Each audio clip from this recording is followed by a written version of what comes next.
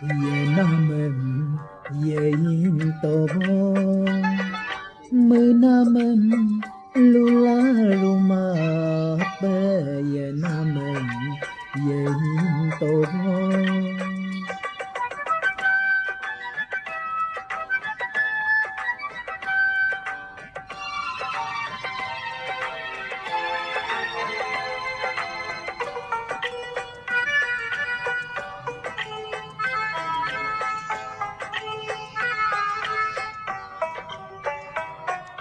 Sisa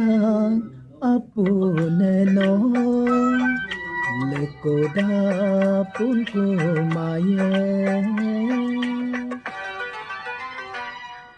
Sisa apune no lekoda punku maye